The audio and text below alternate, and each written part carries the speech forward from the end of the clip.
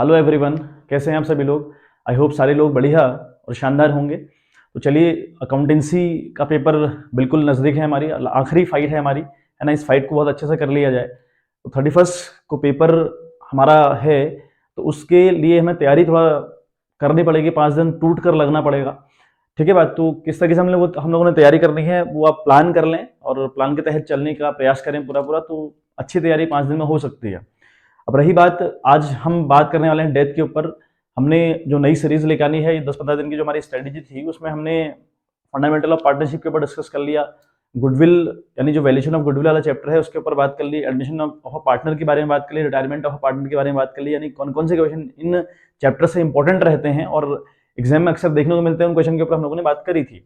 आज हम बात करने वाले हैं डेथ के ऊपर। फिर हमारा एक वीडियो डिसोल्यूशन के ऊपर रहेगी। डिसोल्यूशन के ऊपर मैंने ऑलरेडी डिस्कस किया हुआ है ना। पूरा उसका बेस जो बेसिक बातें हैं डिसोल्यूशन के रिगार्डिंग बताई हैं आपको, लेकिन फिर भी कुछ क्वेश्चन आपके लिए फिर मैं तैयार करूंगा और लेकर आऊंगा।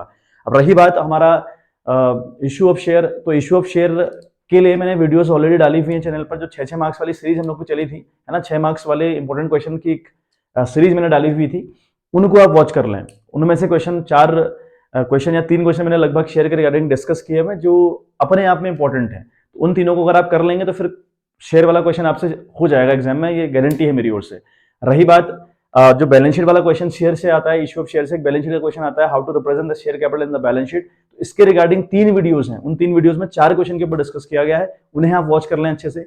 रही बात एमसीक्यूज की, जो 20 एमसीक्यूज हमारे आते हैं, जिसमें से शायद 15-16 एमसीक्यूज रहेंगे और 4 रहेंगे एसेट्स एंड रीजन।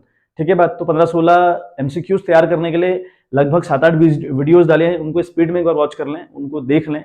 फिर 2 वीडियोस आपको मिलेंगी, 3 वीडियोस आपको मिलेंगी लगभग एसेट्स एंड रीजन के ऊपर। तो चैनल के ऊपर सारा मटेरियल पड़ा हुआ है ना। तो आई एडवाइज यू कि एक बार एग्जाम में जाने से पहले आप इन सारी चीजों को कर लेंगे तो कंफर्म तौर पर आपके क्वेश्चन फंसने हैं, उसमें कोई चांस नहीं है, कोई डाउट वाली बात ही नहीं है। तो आपका जो जितना भी मामला एग्जाम में आएगा वो कंफर्म इन वीडियोस से होगा और एटलीस्ट इन्हीं बातों से वो चीजें बनेंगी। मतलब वो ऐसा नहीं कि भाई आपने कुछ और पढ़ा वो कुछ और ही आ रहा है, ऐसा बिल्कुल नहीं होने वाला है। ठीक है बात। इतनी चीजें हमने डिस्कस कर ली हैं, तो शेयर को हम दोबारा डिस्कस नहीं करेंगे क्योंकि वो वहां पर ऑलरेडी उसकी वीडियोस पड़ी है। डिबेंचर की बात अगर हम करें तो डिबेंचर के रिगार्डिंग कुछ बातें हम करेंगे जो इंपॉर्टेंट मुझे लगेंगे कि एग्जाम में आने की संभावना होती है, उनके ऊपर हम लोग डिस्कस करने वाले हैं। फिर बात रही रेशियो के ऊपर, तो रेशियो से जितने भी क्वेश्चन इंपॉर्टेंट रहते हैं, आपको 2 वीडियोस रेशियो के रिगार्डिंग मिलेंगे। एक मिलेगा it's all about the ratio, जिसमें रेशियो के बारे में पूरा डिस्कस किया हुआ है, कैसे फॉर्मूले लर्न करने हैं, किस तरीके से शॉर्टकट ट्रिक अप्लाई करनी है वो बताया हुआ है। फिर 3-4 वीडियोस आपको मिलेंगी रेशियो के regarding, which is the important question, और कौन कौन से क्वेश्चन इंपॉर्टेंट होंगे या कैसे क्वेश्चन एग्जाम में आते हैं उनके ऊपर हम लोगों ने बात किया हुआ है ना। वो चैनल पर ऑलरेडी पड़ा हुआ है। फिर रही बात कैश फ्लो से 6 नंबर का क्वेश्चन आता है, तो कैश फ्लो के रिगार्डिंग मैंने 4 वीडियोस डाली हैं, है ना। उन चारों में अलग अलग क्वेश्चन या वैरायटी ऑफ क्वेश्चन के ऊपर डिस्कस किया हुआ है, उसे आप वॉच कर लें। जितना हमारा हल्का फुल्का मटेरियल रहेगा वो आपके लिए डाला जाएगा। तो ऐसा नहीं कि भाई भारी भरकम थोप दिया जाए आपके ऊपर और खूब सारी वीडियोस ही आप देख रहे हैं, वीडियोस देखकर कुछ नहीं होगा, आप प्रैक्टिस भी करिएगा। ठीक है बात। तो चलिए आज का सेशन हम लोग अगर स्टार्ट करें तो आज हम बात करते हैं about the death of a partner, की डेथ अगर किसी पार्टनर की होती है तो फिर वहां पर क्या करना है हम लोग को, वहां पर हम लोगों ने कैसे डील करना है और क्वेश्चन किस तरीके के रहते हैं उनके ऊपर हम लोग बात कर लेते हैं। तो हम बात करें डेथ ऑफ अ पार्टनर, है ना। डेथ ऑफ अ पार्टनर, अब देखो पार्टनर की डेथ हो या पार्टनर का रिटायरमेंट हो तो ये लगभग 2 बातें सेम रहती हैं, बहुत ज्यादा अंतर इन दोनों में नहीं होता, है ना। अगर किसी की डेथ हो जाए या कोई फॉर्म से रिटायरमेंट ले ले तो दोनों बातें लगभग सेम है, मतलब बहुत ज्यादा डिफरेंस इनमें नहीं हुआ। लेकिन फिर भी यहाँ से क्वेश्चन किस तरीके करेंगे। अब क्वेश्चन पहला जो आता है वो लगभग 3 या 4 मार्क्स का क्वेश्चन एक बनेगा, है ना। ये एक क्वेश्चन कंफर्म आएगा। अब इस क्वेश्चन में वो आपसे क्या पूछेगा, वो बोल देगा कि भाई ए बी सी 3 पार्टनर्स हैं फर्म के अंदर, यहाँ पर आप बोल देगा कि बी की डेथ हो रही है ना, बी की डेथ हो रही है बोल देगा, और यहाँ पर आपको कुछ चीजें दे देगा कि भाई प्रॉफिट एंड लॉस अकाउंट में बैलेंस था, क्वेश्चन में ये बैलेंस गिवन है, गुडविल को कैलकुलेट करो, पुरानी गुडविल को राइट ऑफ करो और फिर एंट्रीज दिखाओ, और दूसरा इंपॉर्टेंट हुआ कि बी का प्रॉफिट निकालो, मतलब बी का प्रॉफिट कितना रहेगा वो निकालो। इस तरीके की बातें रहेंगी आपके 3 और 4 मार्क्स वाले क्वेश्चन में।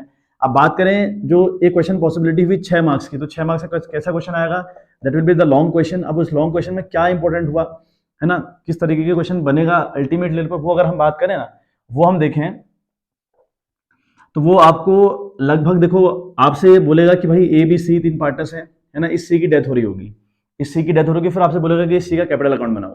पहली बात तो बोल देगा कि आपको सी का कैपिटल अकाउंट बनाओ। हमने सी का कैपिटल अकाउंट तैयार किया, है ना, हमने बाई साइड सारी इनकम लिखी, टू साइड सारे खर्चे लिखे, टू बैलेंस हमने क्या निकाला उसका सीडी, तो ये बैलेंस सीडी हमने यहाँ नहीं निकालना होता। अगर बात करूं डेथ की, तो डेथ में बैलेंस सीडी आपको नहीं निकालना होता, आपने कैरेट डाउन नहीं करनी होती वैल्यू। यहाँ पर in place of this balance CD you have to write down executor account, है ना, in place of this balance CD you have to write down executor account. तो आप क्या लिखेंगे बच्चे, आप लिखेंगे एग्जीक्यूटर अकाउंट, यानी एग्जीक्यूटर अकाउंट की बात आप करेंगे टू एग्जीक्यूटर अकाउंट। मान लिया यहाँ पे 3 लाख रुपए एग्जीक्यूटर को देने हम लोगों ने, एग्जीक्यूटर का मतलब है उसका उत्तराधिकारी कौन है, उसका रिप्रेजेंटेटिव कौन है ना, जो पार्टनर मर रहा है, जिसकी डेथ हो रही है, तो उसका कोई तो उत्तराधिकारी होगा, कोई तो इस अमाउंट को लेके जाएगा ना, उसे तो दोगे नहीं आप, तो 3 लाख उसका उत्तराधिकारी लेके जाएगा, उसी को एग्जीक्यूटर बोलते हैं। तो ये 3 लाख रुपए कहीं ना कहीं उसके अकाउंट में ट्रांसफर कर दिया। अब बोलेगा कि भैया एग्जीक्यूटर में ट्रांसफर करने के बाद आप लोन अकाउंट बनाओ, है ना, ये तो कंफर्म तौर पर आता है बेटा, ये क्वेश्चन, यहां से क्वेश्चन आना 99% चांस होते हैं, तो आप लगभग अच्छे से तैयार कर लेगा। अभी लोन अकाउंट हम लोग को बनाना पड़ता है, लोन अकाउंट अपने आप में थोड़ा कॉम्प्लिकेटेड भी है और इंपॉर्टेंट भी है, ठीक है। तो 2 टाइप के क्वेश्चन आपने तैयार करने हैं, एक तो छोटे मोटे क्वेश्चन जिसमें हो सकता है कि प्रॉफिट की बात करी हो कि भैया जो पार्टनर मर रहा है उसके प्रॉफिट कितना होगा, उसके ऊपर बात करी हो, गुडविल के ऊपर बात करी होगी, ओल्ड गुडविल होगी, कोई एसेट्स को अंडर वैल्यूड कर देगा, उसे ओवर वैल्यूड कर देगा, या कोई एसेट्स डिक्रीज कर देगा, इंक्रीज कर देगा, तो इसके रिगार्डिंग जो सिंपल एंट्रीज रहती हैं उनके ऊपर क्वेश्चन बात करेंगे। जैसा कि हमने पढ़ा था ना इन दी रिटायरमेंट, तो रिटायरमेंट में हम लोगों ने पढ़ा था कि भैया कुछ इंपॉर्टेंट क्वेश्चन वहां पे किए थे रिटायरमेंट में, तो रिटायरमेंट वाले ही क्वेश्चन आपको काम कर जाएंगे डेथ वाले चैप्टर में, इससे कोई दिक्कत परेशानी नहीं है। अब एक आखिरी बात जो इंपॉर्टेंट हुई इसमें वो सुन लें आप, वो जरा बहुत ज्यादा इंपॉर्टेंट होती है, वो एक बार आप देख लें। देखिए एक बात समझें आप, सपोज करो ए बी और सी 3 पार्टनर है, सी की डेथ होती है, लेकिन सी की डेथ होती कब है, हम कह दें इन बिटवीन द ईयर, मतलब साल के ठीक बीच में अगर किसी की डेथ हो जाए ना, तो फिर वहां पर फंडा क्या चलेगा, वो बड़ा इंपॉर्टेंट कॉन्सेप्ट हुआ। मतलब सपोज करो ए बी सी 3 पार्टनर है, इस बंदे की 30 सितंबर को डेथ हो जाती है, 30 सितंबर को इसकी डेथ होती है, 30 सितंबर को बंदा मर जाता है। अब सुने, ए बी ने अपनी अकाउंटिंग स्टार्ट करी 1 अप्रैल 2014 से, मान लिया ये चलेगी 31 मार्च 2015 तक, करेक्ट। अगर कोई 1 अप्रैल 2014 से अपनी अकाउंटिंग को स्टार्ट करेगा तो इसकी अकाउंटिंग जाएगी 31 मार्च 2015 तक, लेकिन ये बंदा बीच में टपक लिया, 30 सितंबर को टपक लिया बंदा। अब सोचो 31 मार्च में जब ये लोग बनाएंगे ना अपनी बैलेंस शीट या फिर अपना प्रॉफिट एंड लॉस अकाउंट, तो इन लोगों को कंफर्म तौर पर प्रॉफिट होने की पूरी गुंजाइश होती है, क्योंकि कंपनी प्रॉफिट के लिए ही काम कर रही होती है। फिर मतलब कंपनी का बड़ा चांस हुआ, एक मोटा चांस हुआ कि आपको प्रॉफिट ही आएगा। मान लिया उस आपको प्रॉफिट 1 लाख रुपए, 2 लाख रुपए, 3 लाख रुपए, जितना भी प्रॉफिट आएगा, मतलब अल्टीमेट लेवल पर मैं कहूं तो आपको प्रॉफिट आने वाला है, ठीक बात। अब जरा सोचें कि क्या इस सी का कंट्रीब्यूशन नहीं है इस प्रॉफिट में, जो प्रॉफिट आपको आया तो नहीं है, आएगा फ्यूचर में, या हो सकता है कि नहीं आए, बट ज्यादातर जो गारंटी हुई प्रॉफिट की ही हुई, तो क्या इसमें सी की कोई भागीदारी नहीं है। आप बोलोगे सर है, 6 महीने तो उसने काम किया फर्म के अंदर, अगर इसने फर्म के अंदर 6 महीने काम किया तो इसको उस आने वाले प्रॉफिट में हिस्सा दिया जाता है। अगर कोई पार्टनर इन बिटवीन रिटायरमेंट ले ले या इन बिटवीन किसी पार्टनर की डेथ हो जाए तो उसे प्रॉफिट में हिस्सा देता है फर्म, जो प्रॉफिट आने वाला प्रॉफिट है, फिलहाल आया तो नहीं है, लेकिन जो आने वाला प्रॉफिट फ्यूचर का होगा उसमें हिस्सा दिया जाएगा। अब कैसे, किस तरीके से, देखें अब प्रॉफिट को देने के तरीके 2 हैं। अगर बात करें उस प्रॉफिट को देने के तरीके कितने हैं भाई, तो इसके लिए 2 मेथड इन लोगों ने बनाए हुए हैं। एक मेथड है आपका टाइम बेसिस, है ना, मतलब एक में तो टाइम बेसिस की बात करेगा, एक में बात कर देगा सेल्स बेसिस की, ठीक है, एक वाले में बात करेगा सेल्स बेसिस की। अब सेल्स बेसिस और टाइम बेसिस का मतलब क्या हुआ भाई, देखें यहाँ पर हम प्रॉफिट की अगर बात करें तो प्रॉफिट की कैलकुलेशन हम लोग कैसे करते हैं, है ना, तो यहाँ पर प्रॉफिट निकलेगा, लास्ट ईयर का प्रॉफिट आपको दिया रहेगा, है ना, आपको लास्ट ईयर का प्रॉफिट दिया रहेगा, या बोल देगा कि एवरेज प्रॉफिट निकालो कुछ सालों का और उसको मल्टीप्लाइड आप करोगे, है ना, उसे आप मल्टीप्लाइड करोगे टाइम अपॉन 12 से, पहली बात तो टाइम अपॉन 12 और इनटू हिज और हर शेयर, ठीक है बात। तो ये फॉर्मूला रहेगा when the profit will given on the time basis. तो टाइम बेसिस मतलब प्रॉफिट की बात करी क्वेश्चन ने, लास्ट ईयर का प्रॉफिट कितना है वो आप लिखेंगे, time into 12 into his share, जितना भी उसका शेयर होगा। फॉर एग्जाम्पल यहाँ बात करें, मान लिया प्रॉफिट लास्ट ईयर का था 1 लाख रुपए या 2 लाख रुपए, मान लिया लास्ट ईयर का प्रॉफिट था 2 लाख, हम यहाँ पर रखने वाले हैं। टाइम का मतलब हुआ यहाँ पर अगर हम ये एग्जाम्पल उठा के पकड़ें तो 30 सितंबर को इस बंदे की डेथ होती है। अब 30 को मर रहा है, यानी सितंबर पूरा इंक्लूड है, तो अप्रैल से लेकर अगर सितंबर तक काउंट करते हैं तो 6 महीने होते हैं। तो यहाँ पर 6/12 आप लोग लिखेंगे। यहाँ बात करें शेयर की, तो जो भी इसका शेयर होगा, मान लिया ये इक्वल पार्टनर है तो उसका 1/3 वाला शेयर आ जाएगा। ये एक बात हो गई। अब बात करें सेल्स बेसिस पर, अगर सेल्स के बेस पर प्रॉफिट मिलना हो तो कैसे निकालते हैं। First of all you have to, यहाँ पर 2 फॉर्मूले आपको याद रखने हैं। First of all you have to calculate the percentage of profit, है ना, तो हम लिख रहे हैं परसेंटेज ऑफ प्रॉफिट। तो परसेंटेज ऑफ प्रॉफिट देखो कैसे निकलता है, दैट विल बी, प्रॉफिट आप लिखेंगे यहाँ पे, है ना, अपॉन यहाँ पे लिखेंगे सेल्स, ठीक है बात। अभी जो प्रॉफिट और सेल होंगी, ये होंगी लास्ट ईयर की, है ना। मैं यहाँ पे एल वाई लिख दे रहा हूँ, लास्ट ईयर की प्रॉफिट और सेल रहेंगी, ये आपको क्वेश्चन में गिवन होता है। अगर प्रॉफिट को देना हो सेल्स के बेस पर, तो सेल्स का कहीं ना कहीं जिक्र पूरे पूरे क्वेश्चन के अंदर होगा, है ना। डोंट वरी कि सेल्स हमें गिवन ही नहीं होगी, बिल्कुल गिवन होगी आपको, और साफ साफ करते करते आपको अंदाजा आ जाएगा करने कैसे। मैं अभी क्वेश्चन करवाऊंगा आपको अलग अलग तरीके से, फिलहाल आप फॉर्मूले के ऊपर कमांड बनाएं। तो परसेंटेज ऑफ प्रॉफिट निकाला, प्रॉफिट है ना कब का, लास्ट ईयर का, सेल कब की, लास्ट ईयर की, मल्टीप्लाइड बाई 100, तो इससे एक परसेंटेज निकल जाएगा। लेट्स सपोज कि 4% निकल गया। ये सॉल्व करने के बाद हमारा 4%, 6%, 8%, 12%, 10%, एक पर्टिकुलर परसेंटेज निकल कर आएगा। तुम्हारा 4% आ गया। अब प्रॉफिट कैसे देना है उसको देखो। अब प्रॉफिट कैसे मिलेगा, अब प्रॉफिट मिलेगा भाई करंट ईयर की सेल लेंगे आप, है ना।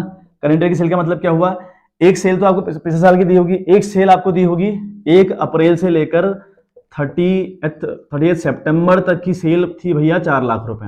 ऐसा क्वेश्चन बोल देगा आपको। सपोज इसी का एग्जांपल अगर हम लें तो ये करंट ईयर की सेल हुई, आपको साफ साफ क्वेश्चन में लिखा रहता है कि 1 अप्रैल से लेकर 30 सितंबर ये आपकी करंट ईयर की सेल है। तो ये करंट ईयर की सेल आप लोग ले लेंगे, इंटू करेंगे आप, है ना, इंटू आप करेंगे जो भी आपने यहाँ परसेंटेज निकाला, परसेंटेज अपॉन 100, कौन सा परसेंटेज जो आपने यहाँ पे निकाला, जो परसेंट आपने निकाला 4%, 6%, 10%, वो आप यहाँ लिखेंगे, अपॉन करेंगे 100।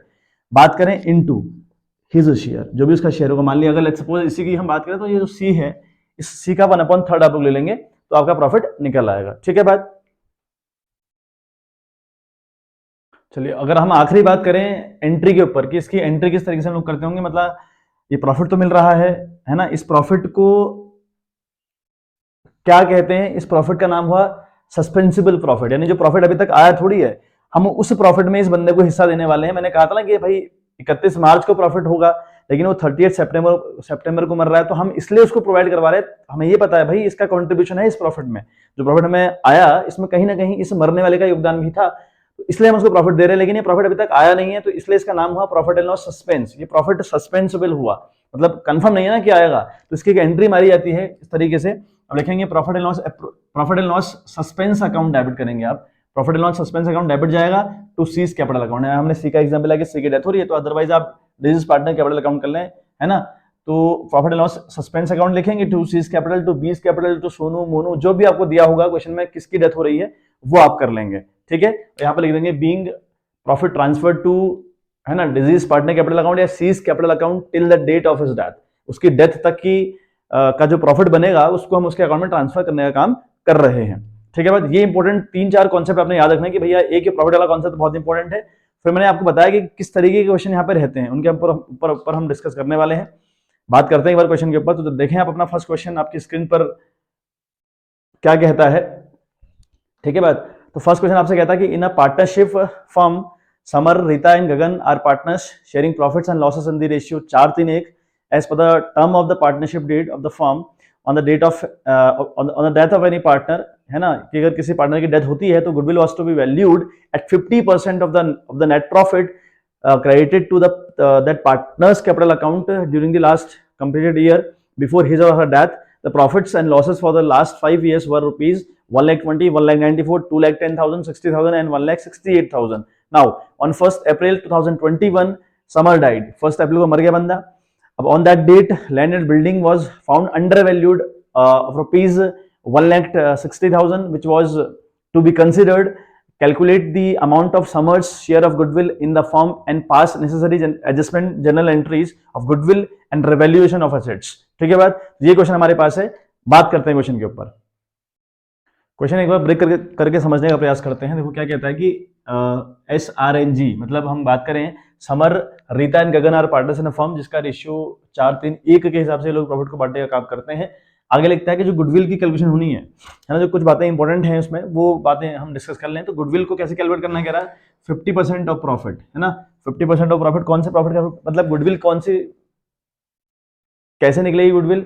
तो गुडविल के रिगार्डिंग कहता है कि 50% of profit that credited in the सोनूज capital account, जो जिसकी डेथ हो रही है, जो मर रहा है, उसके कैपिटल अकाउंट में जितना प्रॉफिट लास्ट 3 साल में ट्रांसफर किया गया उसका 50% उसको गुडविल मिलेगी। ऐसा क्वेश्चन में साफ साफ लिखा हुआ है ना। उतना उसको 50% के हिसाब से उसको गुडविल मिल जाएगी। मतलब इसमें 3 साल का जो प्रॉफिट होगा उस प्रॉफिट को आप ऐड करेंगे, है ना, मतलब और फिर उसका शेयर निकालेंगे जिस बंदे को जितना प्रॉफिट मिलने वाला चाहिए था। तो उस प्रॉफिट का 50% आपकी गुडविल रहेगी। अभी हम बात कर लेंगे इसके बारे में, समझ नहीं आ रहा तो वैसे। और 1 अप्रैल 2021 को इसके डेथ होती है, तो मतलब ये 1 अप्रैल को मर रहा है। अगर 1 अप्रैल को कोई मरे ना, 31 मार्च और 1 अप्रैल को कोई मरे, तो उसे प्रॉफिट में हिस्सा नहीं दिया जाता। मतलब कौन से प्रॉफिट में? जो आने वाला प्रॉफिट है, जिसकी अभी हमने बात करी थी, जो फॉर्मूले 2 हमने डिस्कस किए थे, उन प्रॉफिट्स की हम सिर्फ और सिर्फ तभी बात करेंगे जब कोई ना कोई बंदा रिटायरमेंट लेगा इन द मिड, और या कोई जिसकी डेथ होगी इन द मिड, मतलब कहीं बीच में उसकी डेथ और रिटायरमेंट होना चाहिए। तो ये प्रॉफिट वाली बात तो है ही नहीं। एक बात अगली इसने कही कि building was under valued by 160, यानी अंडर वैल्यूड का मतलब हुआ बिल्डिंग को कम दिखाया गया। मान लिया बिल्डिंग की वैल्यू 3 लाख रुपए थी, बिल्डिंग की वैल्यू 3 लाख रुपए थी, आपने कितनी दिखाई? आपने 1,40,000 रुपए दिखाई। क्लियर है बात? आपने 1,40 दिखाई, जबकि आपको दिखानी चाहिए 3 लाख रुपए, यानी आपने 1,60,000 नहीं दिखाई है। अब आपका ये 1,40 3 लाख हो जाए तो क्या करोगे आप? इसे प्लस करोगे, मतलब इसे प्लस करोगे ना आप। मतलब जो बिल्डिंग को अगर आपने अंडर वैल्यूड किया हो तो दोबारा आपको वो वैल्यू प्लस करनी पड़ती है। और प्लस करने का मतलब यहाँ पर एसेट्स बढ़ रही हैं, और एसेट्स का बढ़ने का मतलब हुआ रिवैल्यूएशन अकाउंट के थ्रू हम एसेट्स के बढ़ने और घटने को, या फिर लायबिलिटी के बढ़ने और घटने को रिकॉर्ड करने का काम करते हैं। तो यहाँ पर बिल्डिंग के थ्रू हमको रिवैल्यूएशन अकाउंट में फायदा हुआ, तो ये फायदा भी अमंग द पार्टनर्स बटेगा। ठीक बात? ये कुछ बातें बेसिक से थी। अब देखें प्रॉफिट की कहानी कही है 1,20, 1,94, 2,10, 60 और 1,68। ये 5 साल का प्रॉफिट है, और इसने बोला कि लास्ट 3 साल के प्रॉफिट को कैलकुलेट करना है। तो ये जो 2 साल के प्रॉफिट है इनको तो आप इग्नोर करें, है ना। जो लास्ट 2, 10, 60 और 1,68 है इनको आप लें, ठीक है। इनको हम लोग ले लेंगे, ठीक है। इनको हम लोग लेने का काम करेंगे भाई। 2, 10, 60 और 1,68 इन प्रॉफिट में उसको हिस्सा दिया गया होगा, है ना। ये हो रहा आपका 4,38,000, ठीक है।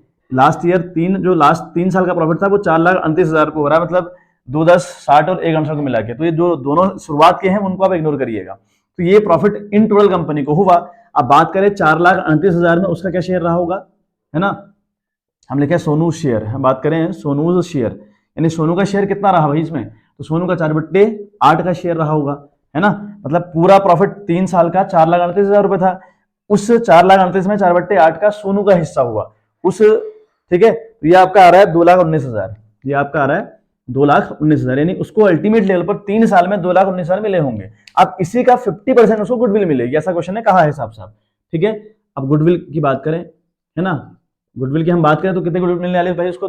2,90,000 का 50%, जो कि 1,09,500 होना चाहिए, है ना। 1,09,500 बिल्कुल एग्जैक्टली आपका 1,09,500 आएगा, ठीक बात। तो ये 1,09,500 उसको मिलेगा पूरा पूरा। अब यहाँ पर ऐसा मत कर देंगे उसका शेयर निकाल दे, इसमें भी शेयर नहीं निकाला, शेयर आपने यहाँ ऑलरेडी निकाल चुके हैं। देखो ये शेयर की कहानी यहाँ कर दिया। फिर गुडविल के रिगार्डिंग कहीं ऐसा नहीं लिखा कि गुडविल उसको शेयर के हिसाब से मिलेगी, ऐसा क्वेश्चन में लिखा नहीं है।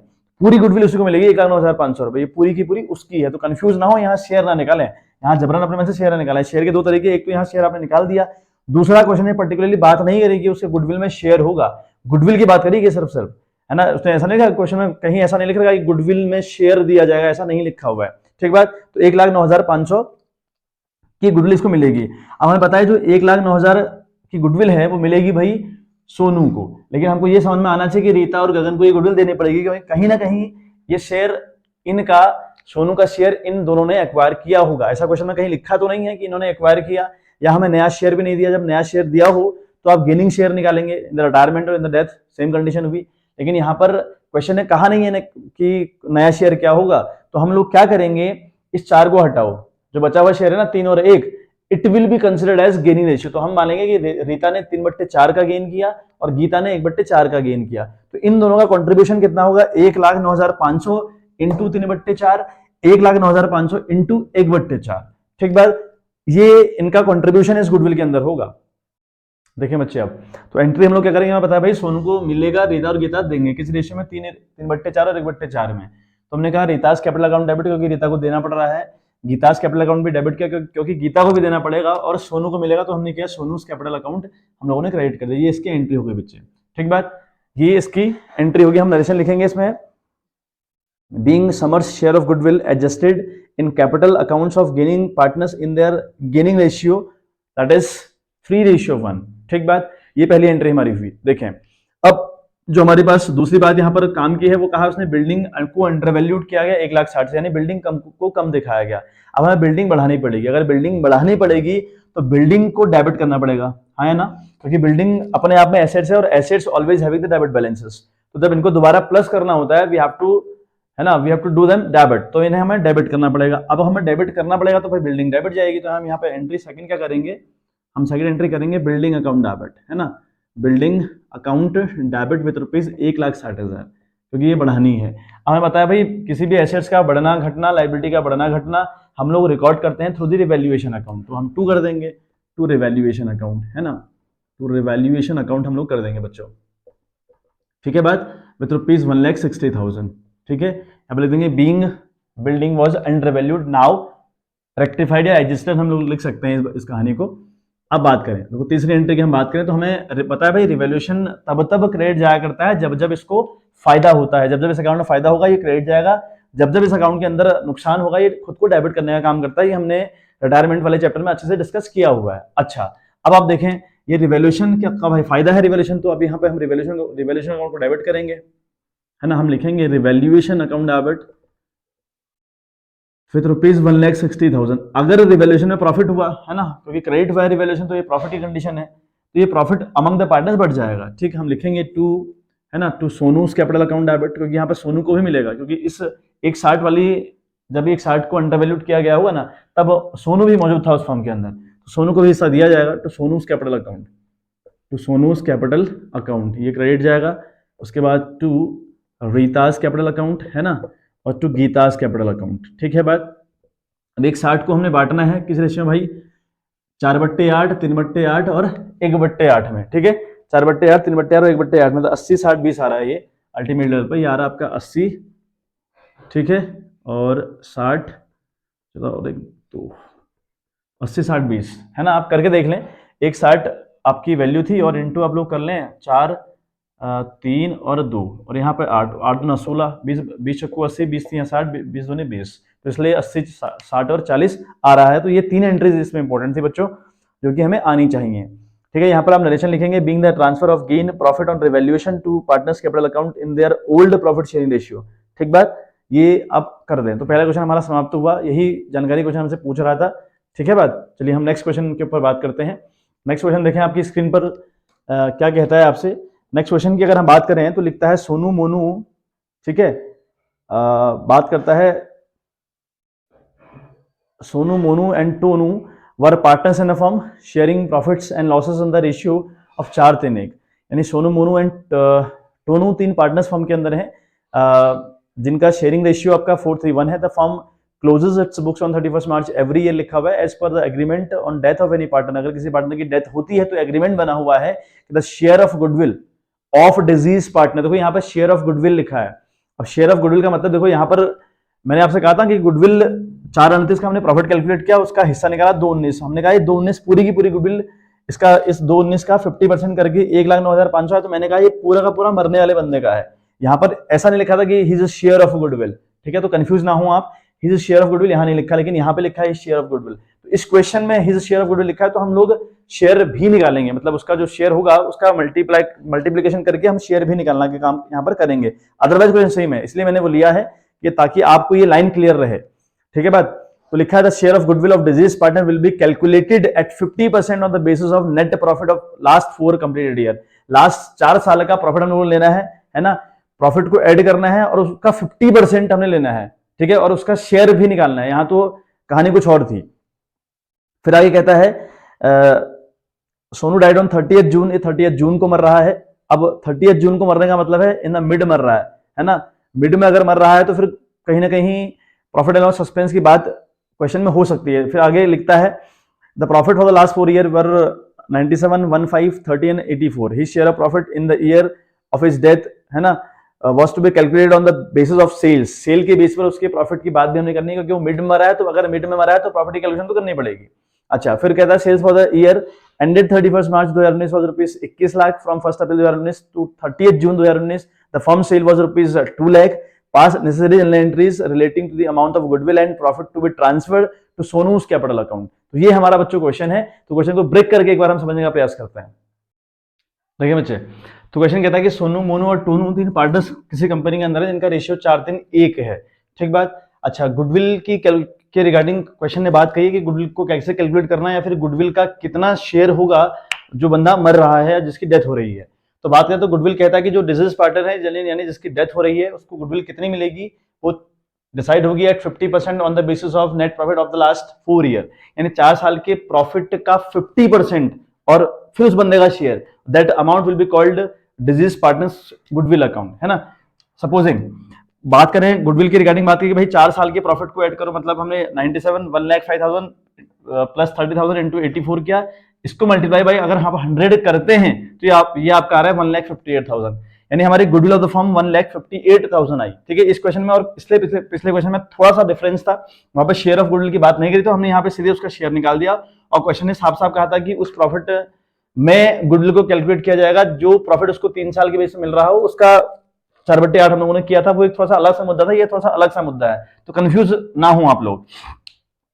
फिर कहता है कि सोनू शेयर ऑफ गुडविल कितना होगा भाई, उस 1,58,000 में तो फर्म की गुडविल आई, इंटू 4/8 का हिस्सा 79,000, तो इसको 79,000 मिलेगा, किसको, सोनू को। अब इसको देगा कौन, इसको भाई जो गेन कर रहा होगा। गेन कौन कर रहा है ऐसा तो क्वेश्चन में गिवन है नहीं कि कौन गेन कर रहा है, या फिर नया शेयर तो दिया नहीं है, तो इस कंडीशन में जो बचा हुआ शेयर होता है it will be considered as gaining ratio, इसी को हम गेन मानते हैं। यानी इस 79,000 में मोनू का जो कंट्रीब्यूशन होगा वो 3/4 होगा, यानी मोनू का कंट्रीब्यूशन होगा 79,000 इंटू 3/4।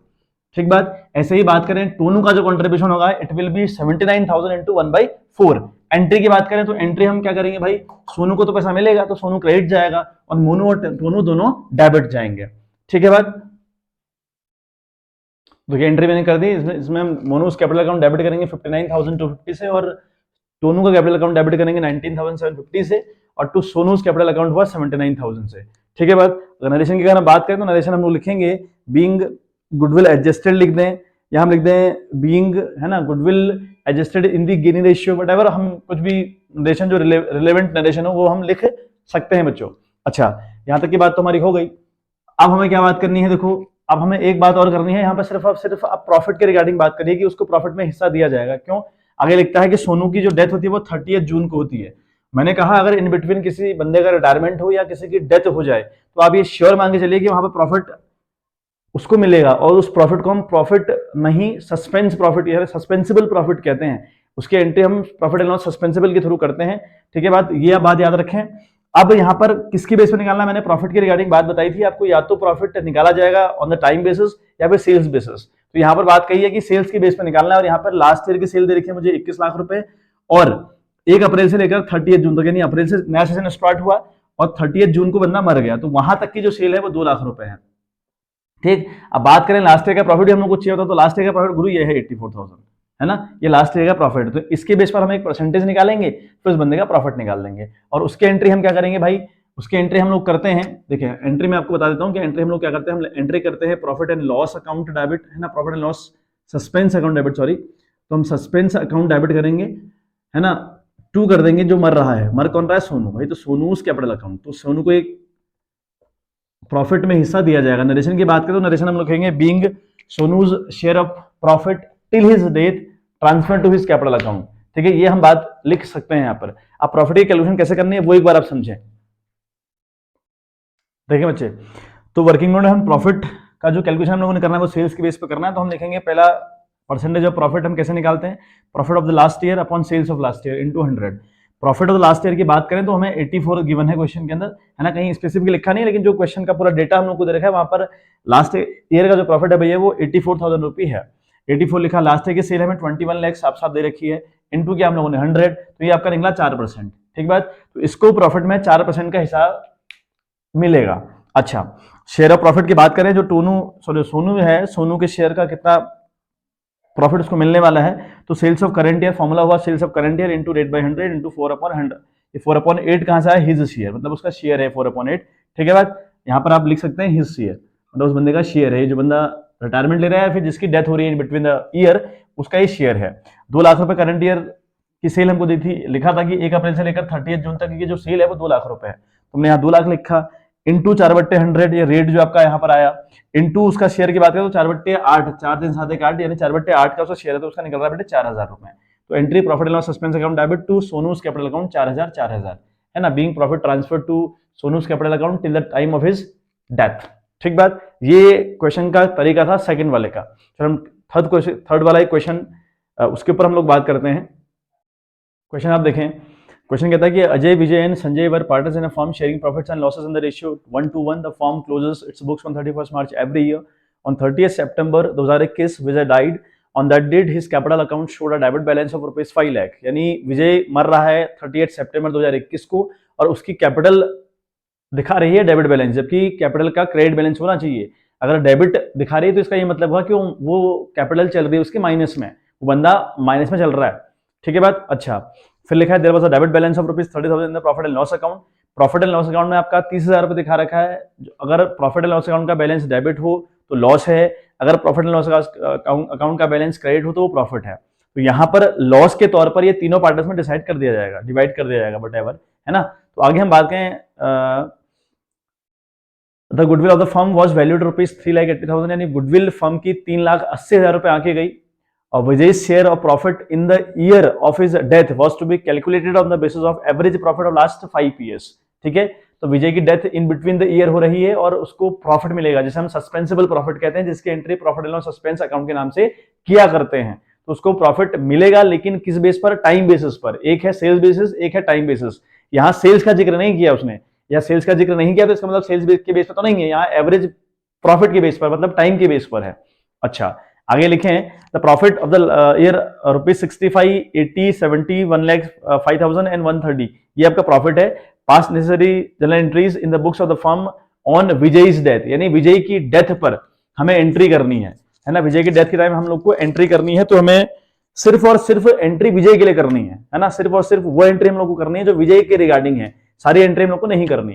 ठीक है, जैसे हमें प्रॉफिट लॉस का बैलेंस गिवन है, यहां हम बात करें ना, हमें प्रॉफिट लॉस का बैलेंस गिवन है ना 30,000 पे, तो मैं कह रहा हूं ये प्रॉफिट 30,000 का जो था, लॉस जो था, मतलब सॉरी, लॉस ये आपका है, ये लॉस अमंग द 3 पार्टनर्स बंटना चाहिए था, अजय, विजय, संजय, तीनों में, लेकिन नहीं बटेगा यहाँ, क्योंकि वो बोल रहा है कि आपको विजय की डेथ पर एंट्री करनी है ना। विजय के जब मर रहा है उसकी एंट्री हम लोग को करनी है, मतलब सिर्फ और सिर्फ एंट्रीज विजय के लिए होनी है।